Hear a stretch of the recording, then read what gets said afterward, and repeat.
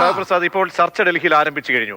VP ഹോസ്റ്റലിൽ വെച്ചാണ് ചർച്ച നടക്കുന്നത്. അപ്പോൾ ഈ ഡിമാൻഡ് മുഴുവൻ അംഗീകരിക്കുമോ? ധർമ്മേന്ദ്ര പ്രധാനെ ഒന്ന് കണ്ണിൽ പൊടിയിടാനെങ്കിലും പോട്ടെ, അല്ലെങ്കിൽ ഒന്ന് ബോധ്യപ്പെടുത്താനെങ്കിലും, അല്ല ഒരു ബോധ്യപ്പെടുത്തില്ലെങ്കിലും ഒന്ന് മാറ്റി, അതായത് വേറൊരു വകുപ്പിലേക്ക് ഈ വകുപ്പിൽ നിന്ന് മാറ്റിക്കൂടെ? ഈ വകുപ്പിൽ നിന്ന് മാറ്റി നിർത്താനുള്ള ബാധ്യതയില്ലേ?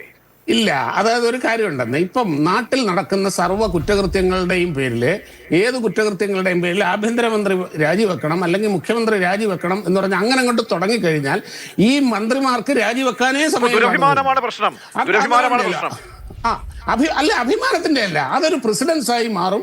പിന്നെ അതൊരു വലിയ അതെന്താ ഇവിടെ വേണ്ടത്? എന്താണ് ഇവിടെ ഒരു അങ്ങനെ എത്രയോ പേര് സ്വയം എത്രയോ നിസ്സാര കാര്യങ്ങൾക്ക് കേവലം പ്രസംഗത്തിന്റെ പേരിൽ പോലും, ചെറിയ ഒരു നാക്കുപിഴയുടെ ഒക്കെ പേരിലും ആ സ്ഥാനങ്ങൾ രാജിവെച്ച് എത്രയോ പേര് ചരിത്രത്തിന്റെ ഭാഗമായി നമ്മുടെ നാട്ടിൽ വരെ ഉണ്ട്.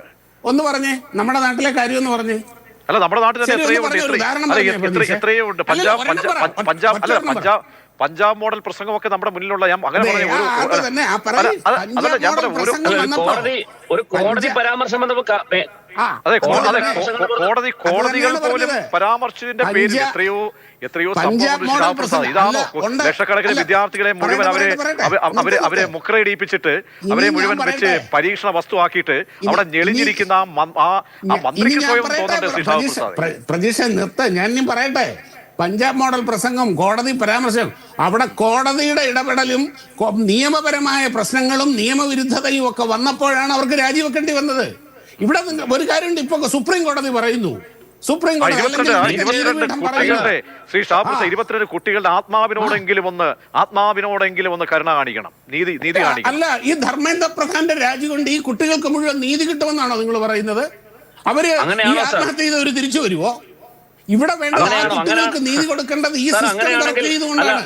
ഇത് ആവർത്തിക്കാതിരിക്കാനുള്ള നടപടികൾ സ്വീകരിച്ചുകൊണ്ടാണ്. ഒരു സെക്കൻഡ്, താങ്കളുടെ അവസരത്തിൽ പറഞ്ഞാൽ മതി. താങ്കളുടെ അവസരത്തിൽ പറയൂ.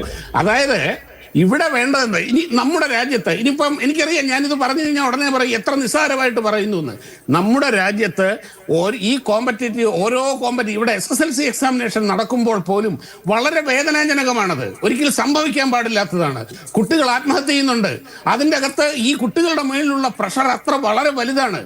അതിനുള്ള സൊല്യൂഷനും ഇവിടുത്തെ ഭരണകൂടവും ജനസമൂഹവും മാധ്യമങ്ങളും കണ്ടെത്തേണ്ടതാണ്.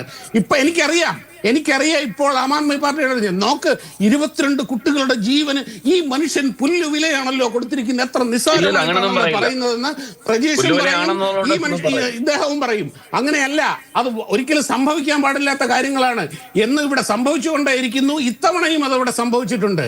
ഈ സിസ്റ്റത്തിനോടുള്ള പ്രശ്നം ഉണ്ടായിരുന്നുവെങ്കിൽ ഈ 22 ലക്ഷം കുട്ടികൾ വീണ്ടും പരീക്ഷ എഴുതില്ലായിരുന്നു. ആ പരീക്ഷ എഴുതി അവർ വീണ്ടും അത് ക്ലിയർ ചെയ്തു. 11 ലക്ഷം